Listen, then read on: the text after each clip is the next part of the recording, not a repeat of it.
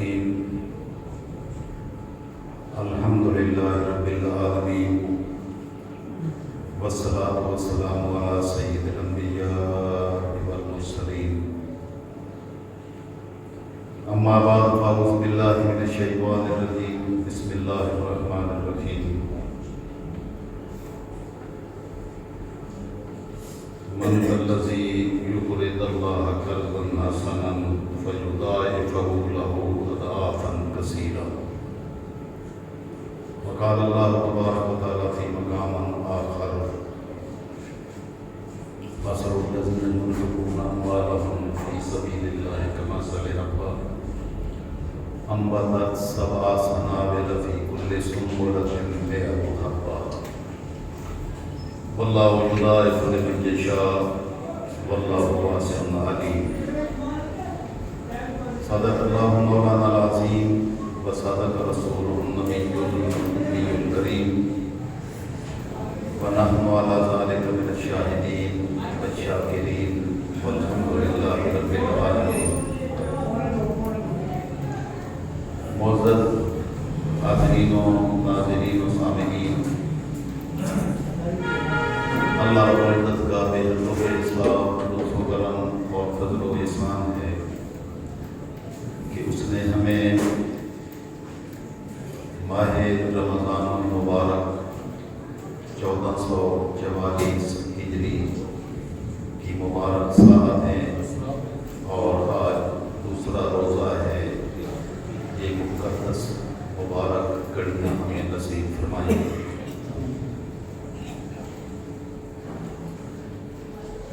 اللہ رب العزت کے سید الانبیاء صلی اللہ علیہ وسلم کے صدقے اس امت پر بہت زیادہ فضل و احسان اور لطف و کرم اور کرم نوازیوں کی انتہا ہے۔ خوش نصیب ہیں وہ لوگ جن کو اللہ کریم کی ان کرم نوازیوں سے حصہ پانا نصیب ہوتا ہے،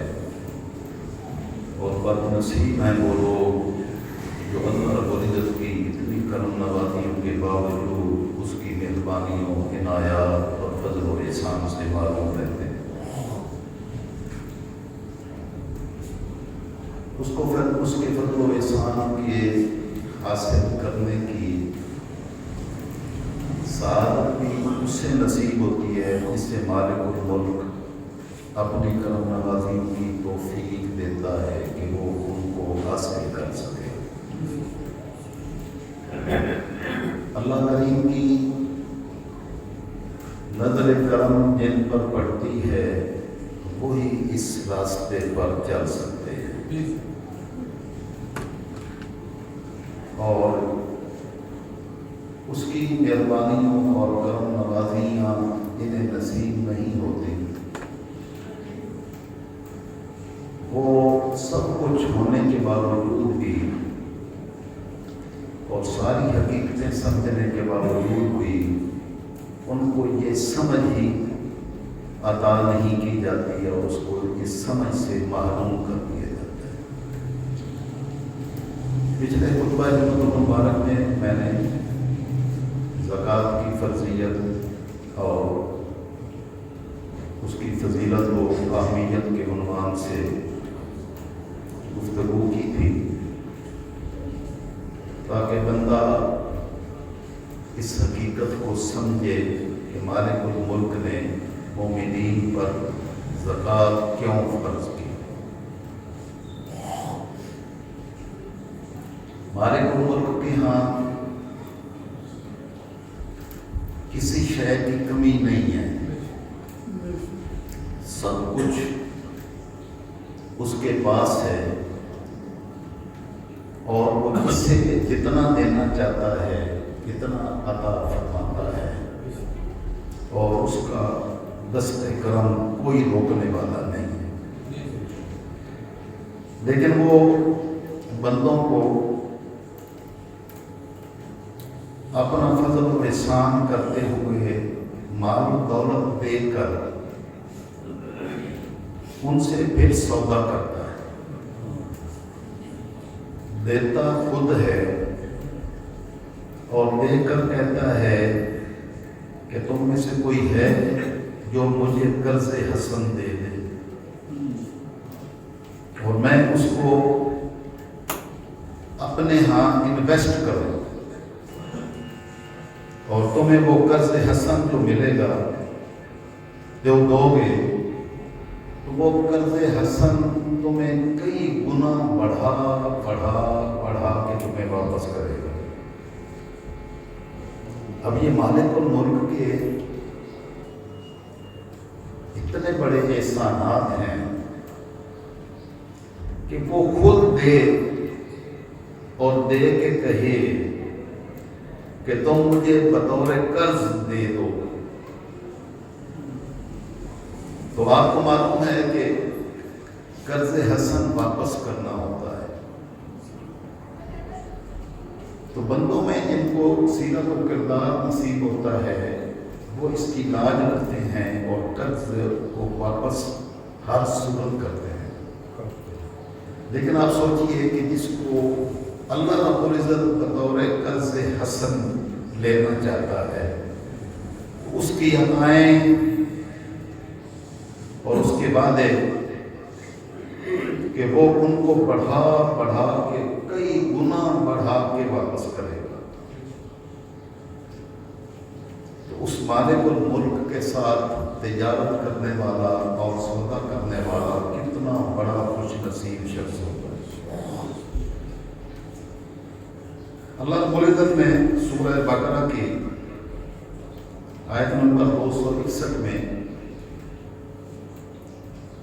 ارشاد فرمایا اور اس حقیقت کو واضح کیا۔ عام طور پر بندہ جب تک ایک بات کو صرف سنتا ہے اور آنکھوں سے اس کی حقیقت دیکھتا نہیں ہے تو شاید اس کو صحیح طریقے سے سمجھ نہ آئے،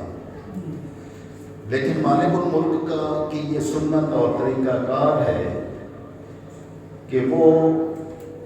مثالوں کے ذریعے سے مشاہدہ کرواتا ہے، دکھاتا ہے اور دکھا کے سمجھاتا ہے۔ اب دنیا میں کون سی ایسی تجارت ہے کہ جس میں اگر 1 روپیہ انویسٹ کیا جائے تو وہاں سے 1400 گنا پرافٹ نصیب ہوگا، اور جب مالک کہے کہ تم میرے ساتھ انویسٹمنٹ کرو تو میں تمہیں تمہارے اخلاص سے، نیت اور حسن نیت کے اعتبار سے اگر تمہیں کمال حسن نیت نصیب ہوا تو 1400 گنا واپس کروں گا۔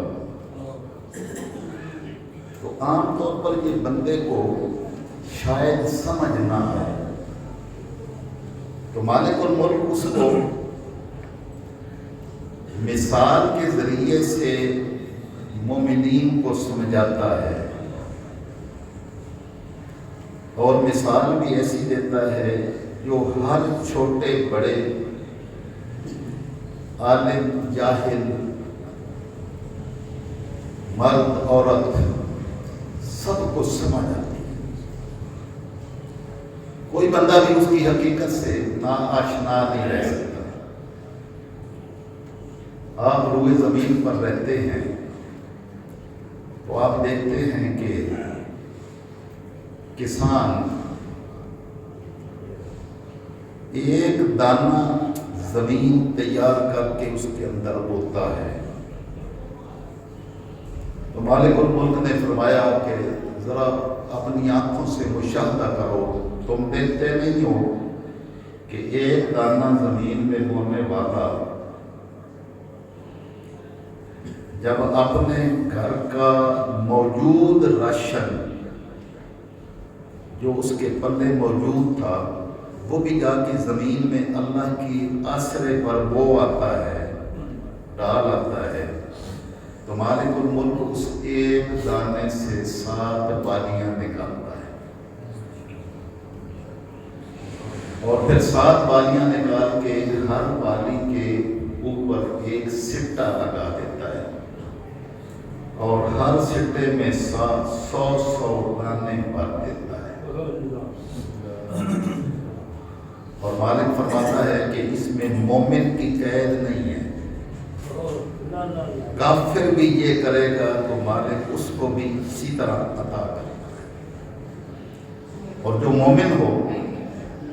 اور جو اس یقین اور اس حسن نیت کے ساتھ کہ مالک الملک کی ذات پر میرا بھروسہ ہے کہ وہ مالک الملک اس کو بڑھائے گا، تو جتنی وہ زمین تیار کرے گا، جتنا حسن نیت کا بیج بوئے گا،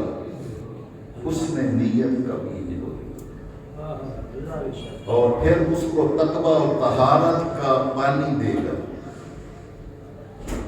اور اللہ کی بندگی کے احساس اور اس کے وعدے کا اس کو ہر لمحہ یقین رہے گا، تو مالک الملک اس کی حفاظت کرتے ہوئے اس کو بڑھاتا چلا جاتا ہے، اور اس کی حفاظت بھی فرماتا ہے، اور جس نے گھر سے ایک دانہ ادھر بویا تھا وہ 1400 دانوں تک وہاں زمین سے اٹھا سکتا ہے۔ امام قرطبی نے فرمایا کہ اس آیت مبارکہ میں اللہ نے دین مبین کا قانون زراعت بیان کیا، اور خلیفہ وقت کو چاہیے کہ وہ کسانوں کو حکم دیں کہ وہ زراعت کی طرف توجہ کریں، اور اللہ کے رزق کے خزانے زمین میں بکھرے پڑے ہیں، ان کو سمیٹنے کی کوشش کریں۔ غیروں نے اس سے استفادہ کرتے ہوئے بہت زیادہ آگے ترقی کر لی، اور مسلمان اللہ پر ایمان رکھنے والے اس آیت کو اپنی آنکھوں کے سامنے رکھتے تو شاید یہ کافروں سے زیادہ غلہ اور رزق زمین سے حاصل کر سکتے ہیں۔ تو مالک الملک نے یہ مشاہدہ کروا کے مومنین کو بات سمجھائی کہ کسان جو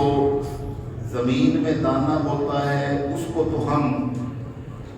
بلا تمیز کافر مومن ہر ایک کو اس طرح رزق دیتے ہیں اس میں سے نکال کے،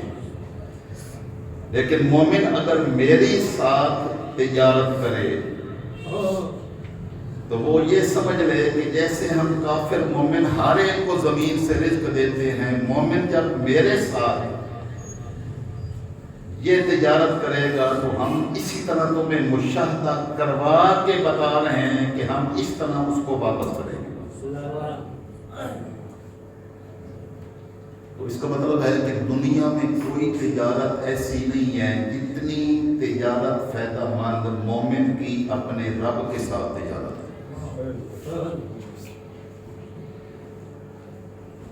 اللہ رب العزت نے یہ بات مثال دے کر جب آنکھوں سے مشاہدہ کروا کے سمجھائی تو اس کے بعد پھر کسی قسم کی کوئی شک و شبہ کی گنجائش اگر تھی بھی صحیح تو اس کو دور کر دیا اور مشاہدہ کروایا۔ تو رب ذوالجلال نے جب یہ آیت مبارکہ نازل کی فرمائی تو رحمت عالم سید الانبیاء صلی اللہ علیہ وسلم جو کائنات عالمین کے لیے رحمت بن کر آئے تو مومنین کے ساتھ ان کی رحمت کی کیا انتہا ہے کہ اللہ کی بارگاہ میں عرض کی رب زد امتی، باری تعالیٰ میری امت کو اور زیادہ دے۔ یہ ایک دانے کے بدلے 1400 دانے جو تو نے وعدہ کیا ہے، یہ تو کافروں کو بھی دیتا ہے، میری امت کو اور زیادہ دے۔ تو رب کائنات نے یہ آیت مبارکہ نازل فرمائی، من ذا الذی یقرض اللہ قرضا حسنا، کون ہے وہ شخص جو اللہ کو قرض حسن دے، اور قرض حسن دے، وہ قرض حسن کہاں سے دے؟ اس میں سے دے جو اللہ نے اسے دیا ہے، خود دے کے تو اس کو کہتا ہے، کیونکہ جب آیا تھا خالی تھا، جب واپس جانا ہے تب بھی خالی جانا ہے، یہاں جو کچھ ملا ہے یہ اس کا دیا ہوا ہے، وہ دے کے کہتا ہے کہ یہ مجھے قرض حسن واپس کرا، مجھے قرض حسن دے۔ باری تعالیٰ قرض حسن تمہیں دیں تو تو اس قرض حسن کو واپس کیسے کرے گا؟ رب کائنات نے وعدہ فرمایا فَيُضَاعِفَهُ لَهُ أَضْعَافًا كَثِيرًا، ہم اس کو نہ 700 کی بات کرتے ہیں، نہ 10 کی بات کرتے ہیں، نہ 1400 کی بات کرتے ہیں، فَيُضَاعِفَ لَهُ، وہ اس کو بڑھاتا بڑھاتا بڑھاتا اتنا بڑھائے گا، فَيُضَاعِفَ لَهُ أَضْعَافًا كَثِيرًا، پتہ نہیں کتنے گنا بڑھا کے لے جائے گا، حد ہی ختم کر دی، گناہ کی حد ختم کر دی کہ کتنے گناہ واپس کرے گا۔ اب جب مالک کہے اضعافاً کثیرہ، کئی گناہ بڑھا بڑھا کے واپس کروں گا، کوئی اس کی حد شمار ہو سکتی ہے؟ وعدہ کس کا ہے؟ اللہ کا۔ کیا بندہ مومن کو اپنے رب کے وعدے پر یقین کرنا چاہیے؟ اگر وہ مالک کے وعدے پر ہی یقین نہ کرے تو اس کے ایمان کی کیفیت کیا رہے گی؟ جب یہ آیت مبارکہ نازل ہوئی کہ اللہ قرض مانگ رہا ہے، صحابہ کرام کو آقا علیہ السلام نے یہ آیت مبارکہ سنائی تو تاجدار کائنات صلی اللہ علیہ وسلم کے ایک غلام ابو الدہدہ، وہ آقا علیہ السلام کی بارگاہ میں کھڑے ہوئے، عرض کی یا رسول اللہ صلی اللہ علیہ وسلم، ان اللہ لیرید منا القرض، اللہ ہم سے قرض مانگتا ہے۔ قال نعم، آپ نے فرمایا ہاں یا ابا دہدہ، اے ابو دہدہ، اللہ تم سے قرض مانگ رہا ہے کہ اپنا مال مجھے بطور قرض دے دے۔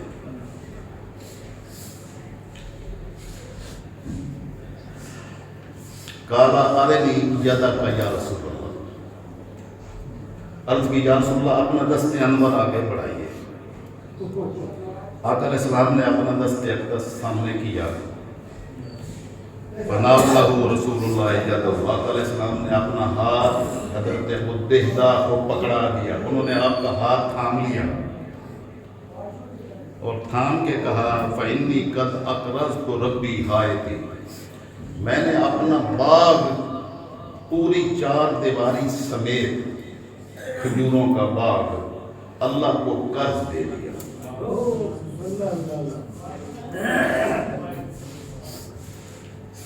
راوی کہتے ہیں بہائتہ لہو فی 600 نخلۃ، حضرت ابو الدہدہ انصاری،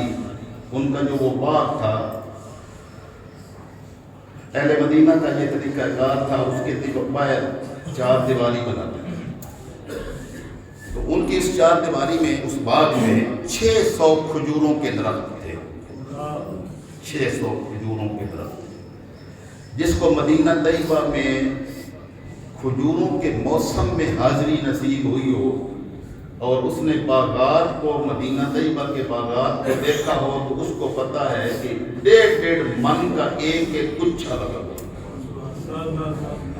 اور ایک کھجور کے درخت سے منوں کھجوریں نکلی اور ان کا کھجوروں کا باغ 600 کھجوروں کے درختوں پر مشتمل تھا۔ اب اندازہ کریں کہ اس بندے کے اس مال کی کمیت کتنی تھی، یعنی وہ کتنا بڑا مال تھا جو رسول اللہ صلی اللہ علیہ وسلم کا ہاتھ تھام کر حضرت مدحدہ نے مالک الملک کی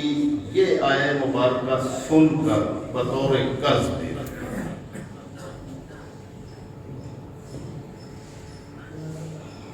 اور وہاں سے اٹھے اور گھر گئے۔ اور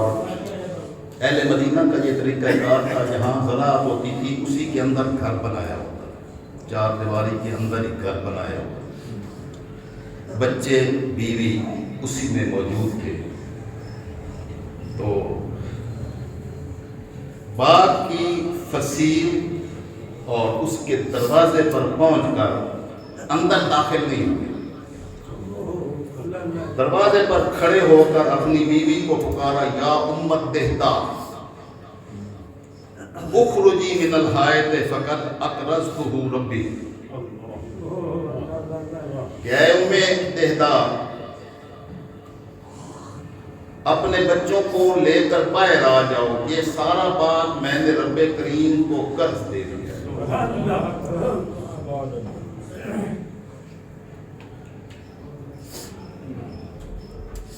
بچے بھی موجود تھے، بیوی بھی اندر موجود تھی۔ اب وہ بیوی جس کو کہہ رہے ہیں کہ باہر آ جا، یہ میں نے اللہ کریم کو قرض دے دیا ہے، اللہ رسول کو قرض دے، اللہ کے رسول کے ہاتھ تھام کر قرض دیا، یعنی رسول اللہ گواہ ہیں اس میں کہ اللہ کو یہ قرض دیا ہے۔ اب وہ ام الدہدہ آپ کی زوجہ محترمہ، وہ بھی بارگاہ رسالت مآب کی پروردہ تھی، ان کو بھی بارگاہ رسالت مآب سے نسبت نصیب ہوئی تھی، وہ بھی کس پائے کی سابیہ تھی۔ انہوں نے کہا اندر سے، یہ صرف باہر سے سنا ہے، یہ آواز سنی ہے، قالت رابحہ بیعکا یا ابا دہدہ، اے ابو دہدہ بڑا اعلیٰ سودا کر کے آیا ہے، اور یہ تیرا سودا بڑے نفع اور بڑے کمال کا سودا کیا ہے۔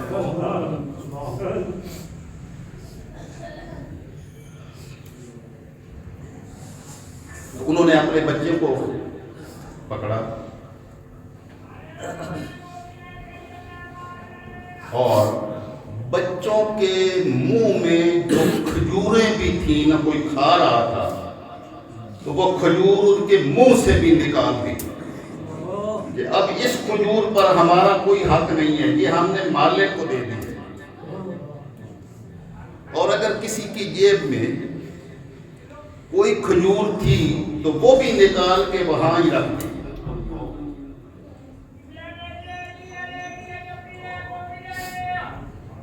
حامدہ تلا سے بیانہ اپنے بچوں کی طرف متوجہ ہوئی اور تخرج ما فی افواہہم وتلفظ ما فی اکمامہم، ان کے منہ میں بھی کوئی چیز تھی تو وہ بھی نکال دی، جیب میں کوئی شے تھی تو وہ بھی نکال دی کہ اب یہ اس پر ہمارا کوئی حق نہیں ہے، یہ سارا کچھ آپ کے ابو اللہ کو قرض دے آئے۔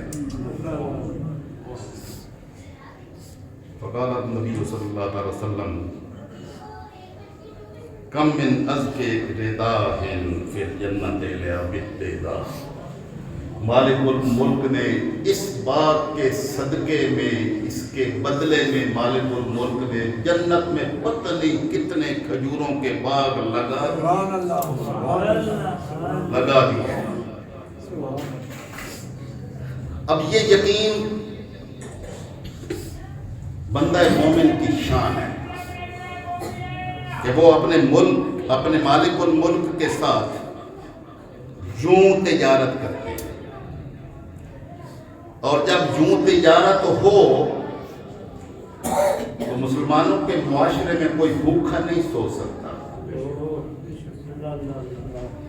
اگر ہمارے یہ صرف لاہور کے چند بڑے لوگ سارا کچھ نہیں صرف زکوٰۃ ہی دے دیں تو کوئی فقیر محتاج باقی نہ رہے۔ اس وقت کے مقابلے میں آج اللہ کی نعمتیں اور اللہ کی کرم نوازیاں کس قدر بڑھ چکی ہیں، آپ اس کا سوچ بھی نہیں سکتے۔ اسی رمضان مبارک کے مہینے میں بدر کے میدان میں صحابہ کرام قمیض کے بھی بغیر، قمیض جسم پر نہیں تھی، اللہ کے دین کی حفاظت کے لیے رسول اللہ صلی اللہ علیہ وسلم کی معیت میں میدان بدر میں بغیر ہتھیاروں کی، اس سے اندازہ لگا لے معیشت کا کیا حال تھا اس وقت اور آج کیا ہے۔ جس بندے کو مرضی پوچھ لیں، 50-60 سال کا بندہ، 70 سال کا بندہ، اس سے پوچھ لیں بھائی تیرے بچپن میں تمہارا کیا حال تھا اور آج کیا ہے۔ اللہ کریم نے کہاں سے اٹھا کر کہاں تک پہنچایا ہے۔ اپنے بچپن کے کپڑے اور جوتے دیکھ لیں، آپ کے پاس کتنے جوڑے تھے، آج کتنے ہیں۔ کتنے کپڑے اس وقت تھے، کتنی وردیاں تھی سکول میں جانے کے لیے۔ میرے پاس تو ایک ہی وردی ہوتی تھی، اسی کو اتارتے تھے دھو کے، وہی بغیر استری کے پھر پہن لیتے۔ پتہ نہیں آپ میں سے کتنے نواب ہوں، یہ مجھے پتہ نہیں ہے، دوسرے لوگوں کا مجھے پتہ نہیں ہے۔ مجھے اپنا پتہ ہے کہ میری نوابی تو اتنی ساری تھی، اور میرا یہ یقین ہے کہ جو بھی اپنے من میں جان کے اپنے پیچھے دیکھے گا تو اس کو بھی یہی نظر آئے گا۔ جن کے پاس شاید ریڑھی بھی نہیں تھی، ہاتھ سے چلانے والی، ان کے پاس کارخانے اور فیکٹریوں کے حساب ہی کوئی، یہ مالک کے احسانات ہیں۔ لیکن جن کے پاس بہت تھوڑا تھا، انہوں نے رسول اللہ کے ہاتھ پر یوں لٹایا۔ آپ اسی رسول کی امت سے ہونے کی بنیاد پر اللہ نے اتنی کرم نوازیاں فرمائیں تو اب وہ اتنا اپنے مال پر سانپ بن کر بیٹھ گئے، اور سانپ صرف اس خزانے پر ہی بن کے نہیں بیٹھے، بلکہ رمضان مبارک کی بابرکت گھڑیاں آئیں، بجائے اس کے کہ وہ خوشی سے لٹاتے کہ مالک نے میرے اوپر اتنے احسانات فرمائے ہوئے ہیں، میں بھی مالک کے ساتھ سودا کرتا ہوں۔ صرف زکوٰۃ جو فرضی زکوٰۃ ہے، ٹوٹل کی بات نہیں کر رہا ہوں، حضرت ابوالدرداء نے تو سارا کچھ ہی دے دیا تھا اور پھر بھی خوش تھے۔ صدیق اکبر کو کہا تو صدیق اکبر گھر میں جھاڑو دے کر ساری چیزیں ہاتھ سے اٹھا کے لے آئے، اور میرے آقا نے سوال کیا، ماں اب کہتا لے کر گھر والوں کے لیے کیا چھوڑا ہے۔ یہ اللہ کے رسول جانتے تھے صدیق اکبر گھر میں کیا چھوڑا ہے، لیکن سوال کیا تاکہ قیامت تک آنے والی امت کو پتہ چلے کہ نبی کے ساتھ نسبت رکھنے والوں کا طریقہ کار اور ہوتا ہے،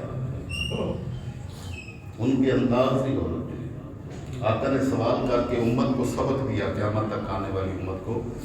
کہ اے صدیق اکبر ماں اب کہتا لے کا اپنے گھر والوں کے لیے کیا چھوڑا ہے، کتنا مال ادھر لے آئے ہیں۔ تو عرض کی یا رسول اللہ سارا مال جو تھا نا گھر میں جو کچھ تھی، حتیٰ کہ اپنے کپڑے بھی اتار کے اللہ کے رسول کی بارگاہ میں لے آئے ہوں، تو گھر کے لیے کیا چھوڑا ہے؟ اب قید اللہم اللہ و رسول، اپنے گھر میں میں اللہ اور اس کا رسول چھوڑا ہے، اپنے گھر والوں کے لیے بھی اللہ چھوڑ آیا ہوں، اللہ کا رسول چھوڑ آیا ہوں۔ میرے گھر میں جب اللہ اور اس کے رسول موجود ہیں تو میرے گھر والوں کو کس چیز کی کمی ہے؟ یہ سوچ، یہ فکر، ایمان والوں کو جس کو نبی صلی اللہ علیہ وسلم اور صحابہ کرام کے ذریعے سے یہ نسبت، یہ طریقہ کار، یہ سوچ، یہ کردار، یہ اخلاق عطا کیا گیا، وہ اب رمضان المبارک میں 4 گنا زیادہ قیمتیں وصول کر کے حج کو چلے جاتے ہیں، عمرہ کرنے جاتے ہیں، اللہ کو منانے جاتے ہیں۔ ایسے حرام مال کی اور ایسے حرام مال سے کیے ہوئے عمرے اور حج کی مالک الملک کو کوئی ضرورت نہیں۔ مالک ایسے نہ حج قبول کرتا ہے، نہ مالک کو اس ایسے حج کی ضرورت ہے۔ مالک الملک کی بارگاہ میں تو صرف نیتیں جاتی ہیں کہ کتنی نیتیں ہیں۔ اللہ رب العزت نے مومنین کو ایک اور حکم دیا، فرمایا والذین یکنزون الذھب والفضہ۔ زکوٰۃ میں نے پچھلے خطبے میں بتایا تھا کہ زکوٰۃ کا معنی طہارت، پاکیزگی، کہ جب تم اس مال سے خرچ کرو گے تو تمہارا مال پاک ہو جائے گا۔ ایک اس کا معنی طہارت ہے، یعنی اب پاک جو مال ہوگا، کیونکہ اللہ پاک ہے اور پاک چیز کو ہی قبول کرتا ہے، تو وہ پاک ہوگا تو قبولیت ہوگی، وگرنہ حرام کھاتے رہیں گے، اولاد کو بھی حرام کھلاتے رہیں گے، تو جو اولاد حرام کے مال پر پڑی ہو وہ کبھی بھی آپ کے مستقبل کو تابناک نہیں بنائے گی، بلکہ اس کے لیے اعلان کیا والذین یکنزون الذھب والفضہ۔ یہ سورہ توبہ کی آیت نمبر 34 ہے۔ ہمارا وہ لوگ جو سونے اور چاندی جمع کر کر کے رکھتے ہیں، ولا ينفقون فی سبیل اللہ، سونے چاندی کھانے کی تو شے ہی نہیں ہے، اس سے آگے چیزیں ہی خریدی جاتی ہیں، تو جن کی اینٹیں سونے کی، ان کے خزانوں میں اور ان کے گھروں میں کمرے بھرے ہوئے ہوں، تو اس سونے کی اینٹوں کا کیا کریں گے؟ تو آپ نے اپنے اس دور میں تو اب ساری کچھ سونے چیزیں آ گئی ہیں، تو کتنے لوگوں کے کمرے بھرے ہوئے ہیں سونے کی اینٹوں سے اور دنیا کی کرنسیوں سے بھرے ہوئے، ڈالر، پاؤنڈ، کیا کیا، اور یہ حقیقت سمجھتے ہوئے بھی کہ جب ادھر سے بلاوا آئے گا نا بھی ادھر واپس آ جائے، بس تیرا وقت ختم ہوا۔ تو دنیا کا کوئی فرد آج تک ایسا نہیں ہے جو اللہ کے بلاوے پر انکار کر سکے۔ یہ بلاوا ہر سب سے بڑی حقیقت موت ہے، جو ہر بندے کو سمجھ ہے، کا مومن ہو، کافر ہو، چھوٹا ہو، بڑا ہے، اس کو یہ حقیقت پتہ ہے کہ جو یہاں دنیا میں آیا اس نے واپس آنا، اس نے مر جانا، فوت ہو۔ تو بندہ مومن کا بالآخرۃ ہم یوقنون، یہ تو ہمارے ایمان کی بنیاد ہے کہ آخرت پر یقین رکھتے ہیں کہ یہ زندگی ختم ہو جانی ہے اور اللہ کی بارگاہ میں پیش ہونا ہے، جا کے حساب کتاب دینا ہے، اور حساب کتاب بھی ایسا ہونا ہے من یعمل مثقال ذرۃ خیرا یرہ، جس نے ایک ذرہ کے برابر بھی خیر کا کام کیا تو وہ اللہ کی بارگاہ میں اپنے نامہ اعمال میں اس ذرے کو دیکھ لے گا، ذرہ گم نہیں ہوگا، وہ اس میں موجود ہے۔ ذرہ وہ ہوتا ہے جس کے تاریکی میں اگر کہیں سوراخ سے تھوڑی سی روشنی ڈالیں تو وہ اڑتے ہوئے ذرات آپ کو نظر آئیں، ابھی نظر نہیں آ رہے ہیں، ابھی جہاں پر بہت سارے ذرات موجود ہیں لیکن آپ کی آنکھیں دیکھ نہیں رہی ہیں، یعنی ذرات وہ شے ہیں جو عام طور پر آنکھوں سے دیکھے نہیں جا سکتے، لیکن اللہ کریم کا وعدہ ہے، فرماتا ہے کہ جس نے اس ذرے جتنا بھی نیک کام کیا تو وہ نامہ اعمال میں مس نہیں ہوگا، وہ دیکھ لے گا۔ اور اللہ پاک نے حکم فرمایا کہ ذرا کبھی سوچو کہ کل کے لیے کیا تیاری کی ہے، کل قیامت کے لیے تم نے کتنا دیا. پہلے شاید یہ سمجھ نہیں آتی تھی. آج کمپیوٹرائز سسٹم ہے. آپ کسی کا نام جو ہے وہ کمپیوٹر میں ڈالتے ہیں بیرونی دنیا میں، یہاں تو کیونکہ چلانے والے ہی بے ایمان ہیں تو شاید وہ ریکارڈ میں موجود ہی نہ ہو کہ توشہ خانہ سے کس کس نے کتنا کتنا دیا. یہاں تو چھپ جاتا ہے لیکن وہاں توشہ خانہ میں کیا کیا ڈالا ہے وہاں چھپ نہیں سکے. مالک الملک ایک ذرے کو بھی اس کے اندر رکھے گا، اور جب وہ دیکھے گا ٹھیک ہے تو شر کا ذرہ بھی موجود ہوگا، خیر کا ذرہ جتنا بھی عمل کیا تو وہ بھی موجود ہوگا. میں جامع مثقال ذرۃ خیر یرہ، اسے دیکھ مس نہیں ہوگا. تو اتنی حقیقت سامنے آنے کے باوجود ہم اس کے لیے کتنے تیار ہیں کہ اور کوئی نہیں دیکھ رہا کہ میں کیا کر رہا ہوں، میرے کرتوتوں کو اور کوئی نہیں جانتا، میرا مالک تو جانتا ہے، چھپ تو نہیں سکتا. ملائکہ کا دائیں بائیں بوجھ تو اٹھاتے پھرتے ہیں، اس کو اٹھائے پھرتے ہیں دونوں ملائکہ دائیں بائیں. کبھی اس کا حیا بھی کر لیتے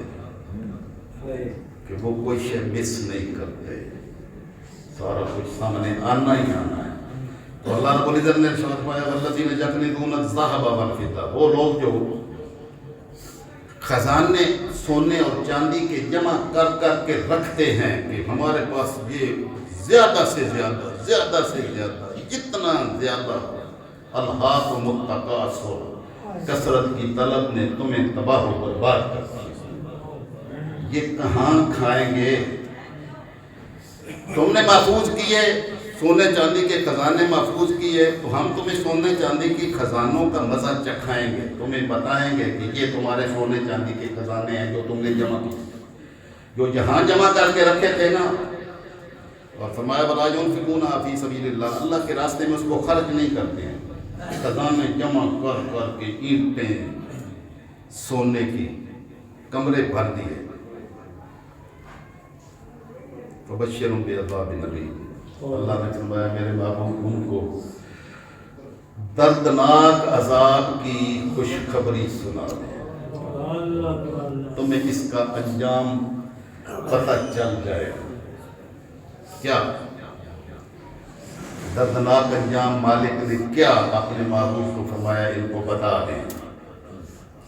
کہ جمع کرنے والے کتنے نفع کا سودا کر رہے ہیں، ان کو ابھی بتا دیں.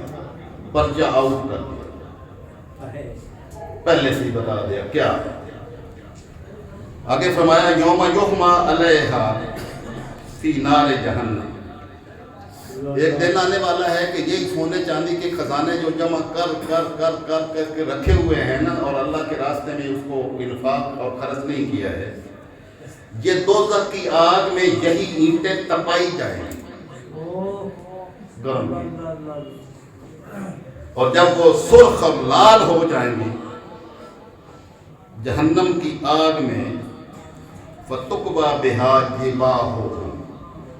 تو وہی اینٹیں نکالی جائیں گی اور اس کے چہرے پر داغا جائے گا، اس کے ذریعے سے ان کے چہروں کو داغا جائے گا. فَتُقْوَى بِهَا جِبَاهُهُمْ، یہ میں کوئی کہانی نہیں سنا رہا ہوں، قرآن سنا رہا ہوں.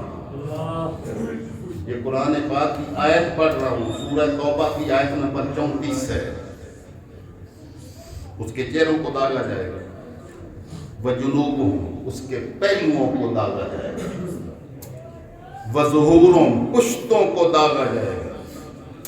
وہی اینٹیں جہنم کی آگ میں وہ سونے چاندی کے ذخائر دوزخ کی آگ میں تپا تپا کے اس کے چہرے پہلوؤں اور اس کی پشتوں کو داغا جائے گا، اور ساتھ کہا جائے گا اس کو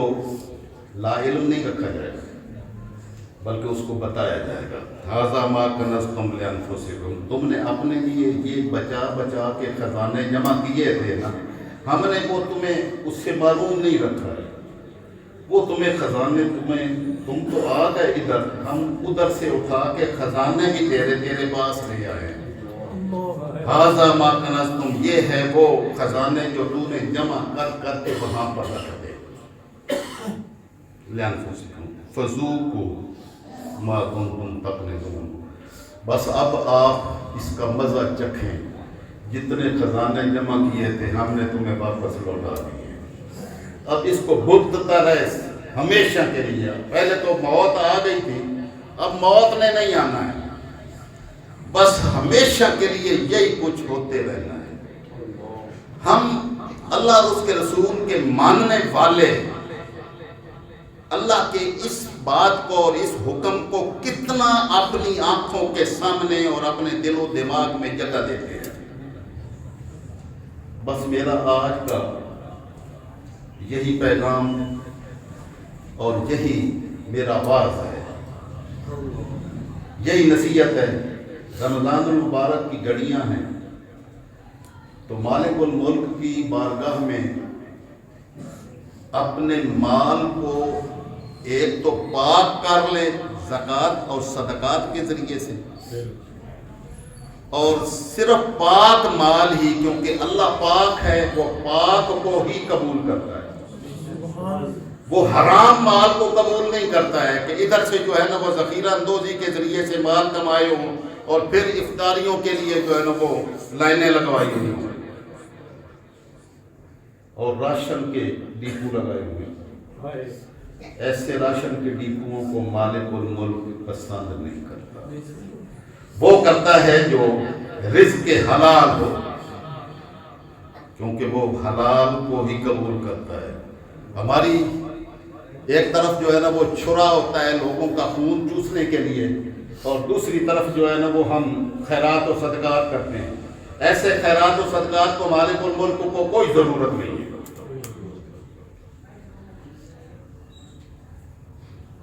سالمہ نے، جس کے پاس پچھلے خطبے میں نے بتایا تھا، آقا علیہ السلام نے اپنا عامل بھیجا زکوٰۃ کی وصولی کے لیے، اس نے آقا علیہ السلام کی بارگاہ میں التجا کی تھی، یا رسول اللہ کے میرے لیے مال کی دعا کر دیں۔ آج بھی آپ کو نیٹ پر جو ہے نا وہ بس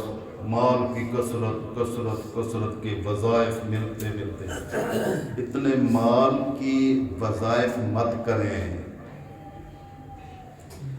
اللہ کی بارگاہ میں التجا کریں کہ مالک الملک اتنا دے جو تیری بارگاہ میں ہمیں متکبر نہ بنا دے، اتنا دے جو ضرورت کا ہو۔ اور میں اپنے بڑوں سے، اپنے والد گرامی سے اور اپنے بڑوں سے یہ سنتا تھا کہ مالک الملک لوڑ دی تھوڑ نہ دینا، بس جتنی ضرورت ہے نا مالک اتنا دینا، محتاج کسی کا نہ کرنا، زیادہ مال نہیں مانتے تھے۔ آقا علیہ السلام نے بھی حضرت سالمہ کو کہا تھا کہ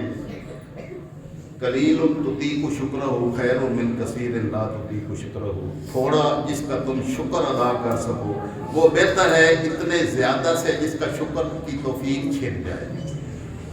پھر مال و دولت کی کثرت ہو گئی تو جب اللہ کے رسول صلی اللہ علیہ وسلم نے بھیجا تو وہ زکوٰۃ میں ہی ریوڑ بن گئے، تو بندے کو دیتے ہوئے، لیتے ہوئے، مانگتے ہوئے تو پتہ نہیں چلتا کہ یہ کس نے دیا ہے، اور اس کے نام پر جب دینے لگے تو دل کو کھنچی بڑھ جاتی ہے، تو اتنے ریوڑ تو زکوٰۃ کے بن گئے، یہ تو بہت زیادہ ہے۔ تو اللہ کے رسول کی بارگاہ میں جب قاسم عامر نے واپس آ کے بتایا تو آپ نے فرمایا فیہا سالمہ تباہ و برباد۔ پھر جب اس کو پتہ چلا کہ اللہ کے رسول کی زبان سے یہ لفظ نکلا ہے تو اس نے کہا اب کوئی بچنے کا راستہ نہیں، فوراً دوڑا پیچھے مال لے کر آقا کے بارگاہ میں۔ تو آپ نے فرمایا اللہ اور اس کے رسول کو تیرے مال کی ضرورت نہیں تھی، کیونکہ وہ قبول کرنے والا قبول بھی اپنوں کا کرتا ہے، غیروں کا قبول بھی نہیں کرتا۔ تو وہ خوش نصیب لوگ ہیں جن کو مالک الملک یہ توفیق دے دے اور یہ سعادت دے دے کہ ان کو دینے کی توفیق دے دے، کیونکہ ہر ایک کو دینے کی توفیق مالک دیتا نہیں، صرف اپنوں کو دیتا ہے۔ تو رب ذوالجلال نے یہ اس کے ذریعے سے مال کی تقسیم اور رزق دیا ہے، لوگوں میں بانٹا ہے۔ دیتا رازق مالک ہے، لیکن وہ ہاتھ کتنا خوش نصیب ہے کہ مالک کہے کہ میں تیرا رزق میں نے تیرے فلاں میرے بندے کے ہاتھ میں رکھا ہے، وہاں سے جا کے وصول کر لے۔ کیا کمال ہے کہ مالک الملک کسی کے ہاتھ کو اپنا ہاتھ بنا دے۔ تو آقا علیہ السلام نے فرمایا لو انکم تتوکلون علی اللہ، اگر تم اللہ کی ذات پر توکل اور بھروسہ کرنے لگ جاؤ، لرزقکم کما یرزق الطیر، اگر تم اللہ کی ذات پر بھروسہ کرنے لگ جاؤ تو اللہ تمہیں اس طرح رزق دے گا جس طرح پرندوں کو رزق دیتا ہے۔ نعرے تکبیر، نعرے رسالت، نعرے حیدری، نعرے تحقیق، نعرے غوثیہ۔ آقا علیہ السلام نے کیا مثال بیان فرمائی۔ ہر بندہ دیکھتا ہے، آپ میں سے کون بندہ ہے جس کو یہ پتہ نہیں ہے کہ پرندے جو ہے نا وہ گھوم بیٹھتے ہیں، درختوں پر بیٹھے ہوتے ہیں۔ اب یہ جب موسلادھار بارشیں ہوتی ہیں، 7 دن بارشیں ہوتی ہیں، کبھی آپ نے سوچا ہے وہ پرندے کدھر گئے؟ اللہ اللہ اللہ، کبھی کسی نے سوچا؟ سوچنا بیٹھ کے سوچنا۔ ان کے پاس کوئی خزانہ بھی کوئی نہیں ہوتا ہے جہاں پر انہوں نے وہ بڑولے بھرے ہوئے ہوں، کوئی نہیں ہوتا، لیکن وہ زندہ رہتے ہیں۔ اور 7 دن مسلسل بارشیں ہوتی رہے، مسلسل بارشیں ختم ہوگی تو پرندے آپ کو اڑتے ہوئے پھر نظر آئیں گے۔ اللہ کے رسول صلی اللہ علیہ وسلم نے فرمایا کہ پرندوں جتنا تو ایمان اختیار کر لو، جتنا پرندوں کا ایمان ہے کہ ان کو مالک رزق دیتا ہے۔ کیسے؟ میرے آقا نے فرمایا یروح بطانن یغدو خماسن، صبح کے وقت نکلتے ہیں تو خالی پیٹ ہوتے ہیں۔ ہمارے ہاں مومن تو صبح کے وقت سوئے ہوئے ہوتے ہیں، پرندے کبھی کسی کو آپ سویا ہوا نہیں پائیں گے۔ فجر کے وقت سارے جاگ رہے ہیں، سارے جاگتے ہیں، آپ کو تسبیحات چہچہانے کی آوازیں آ رہی ہوں، وہ چہچہاٹ اللہ کی تسبیحات کی ہوتی ہے، وہ پرندے اللہ کی تسبیح بیان کرتے ہیں۔ میرے آقا نے فرمایا کہ اگر اللہ کی ذات پر پرندوں جیسا ایمان ہی اختیار کر کے تربیت کرو تو تمہیں اللہ اس طرح رزق دے گا جیسے ان کو دیتا ہے۔ کیسے دیتا ہے؟ کہ یغدو خماسن، صبح کے وقت خالی کوٹا ہوتا ہے، خالی پیٹ جاتے ہیں، یروح بطانن، جب واپس لوٹتے ہیں تو ساروں کا پیٹ بھرا ہوا ہوتا ہے، کسی کا بھی پیٹ خالی نہیں ہوتا ہے۔ تو بندہ مومن کا کیا حال ہے؟ صرف پرندوں جیسا طریقہ کار اختیار کر لیں تو اللہ کسی کی محتاجی نہیں دے گا۔ اللہ رب العزت رمضان المبارک کی بابرکت صحابوں کے ذریعے سے ہمیں اپنے ایمان کی یہ کیفیات نصیب فرمائے کہ اللہ رب العزت کی ذات پر ہمارا اتنا اعتماد اور بھروسہ ہو جائے کہ ہمیں حرام کھانے کی ضرورت نہیں ہے۔ مالک نے جو حلال رزق ہمارے نصیب میں کیا ہے اس کو حلال طریقے سے ہی کمائیں گے اور کھائیں گے اور بانٹیں گے، کیونکہ مالک الملک نے یہ تقسیم رکھی ہے، اس لیے تقسیم رکھی ہے تاکہ ہم بندوں کے ذریعے سے ہی اپنی تقسیمات فرمائیں گے، اور پھر وہ قرض لیں گے، قرض کو بڑھائیں گے، انہیں بندوں کے ہاتھوں پہلے ان کو دیں گے، انہیں کے ذریعے سے قرض لیں گے اور پھر بڑھا بڑھا کے اپنے محبوب کے غلاموں کے لیے آگے اتنا توشہ بنائیں گے کہ جو صرف نیت بھی کی تھی تو مالک الملک اس کے بدلے بھی صرف آگے رکھ دے گا کہ یہ تیری نیت تھی، کہے گا باری تعالیٰ عمل تو میں نے یہ کوئی نہیں کیا تھا۔ فرمایا مالک فرمائے گا تو نے کیا نہیں تھا، تو نے صرف نیت کی تھی، تو ہم تو محتاج نہیں ہیں، تیری نیت کے بدلے میں ہی ہم نے تمہیں دے دیا۔ آقا علیہ السلام نے ایک شخص کا تذکرہ فرمایا کہ وہ ریگستان میں جا رہا تھا تو ریت کے پہاڑ دیکھے، 10 سالی کا زمانہ تھا، اس نے مالک کی بارگاہ میں عرض کی باری تعالیٰ اگر میرے پاس اتنا آٹا ہوتا تیری مخلوق میں بانٹ دیتا۔ اللہ اللہ مر گیا, اللہ کی بارگاہ میں پیش ہوا, میرے آقا نے فرمایا بنی اسرائیل کے بارے میں, تو اس کے جب وہ نامہ اعمال اس کے سامنے آیا اس میں تو نیکیوں کے پہاڑوں کے پہاڑ ہیں. اللہ اللہ تو عرض کی باری تعالیٰ میں نے تو اتنی نیکی کی کوئی نہیں تھی, یہ کہاں سے آیا؟ میرے مالک نے فرمایا تو تمہیں یاد ہے کہ تو ایک ریگستان سے پہاڑوں کے ریت کے ٹیلوں کے پاس سے گزر رہا تھا, تو نے یہ نیت کی تھی, یہ زبان سے کلمہ کہا تھا, تیرے پاس تھا نہیں تو نہ کر سکا, ہمارے کچھ سب کچھ ہے ہم نے درج کر دیا, وہ سارا یہ پہاڑ نیکیوں کے یہ تیری حسن نیت کی بنیاد پر ہے, تو تمہیں وہ نیت کی. اللہ رب العزت ہمیں اخلاص نیت کی دولت نصیب فرمائے اور اپنے بھائیوں کے فکر کرنے کی توفیق عطا فرمائے, کیونکہ روزہ صرف منہ کو بند کرنے کا نام نہیں ہے. ایسے روزے جو دوسروں کے درد و احساس سے خالی ہوں وہ اٹھا کر منہ پر مار دیے جائیں گے.